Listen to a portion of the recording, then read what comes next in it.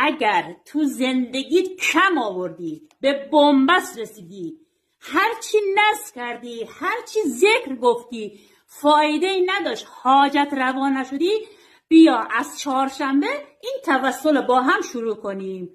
یک توسل میلیونی و دست جمعی. کافی روزی 13 مرتبه سوره کوثر رو بخونیم و هدیه کنیم به نرجس خاتون مادر امام زمان و 100 مرتبه بگیم یا مهدی ادرکنی. حتما این ذکر رو بگو، انشاءالله که حاجت روا میشی. حتما این نذر رو انجام بده، چون هیچ وقت مادر دست رد به سینه بچهش نمیزنه.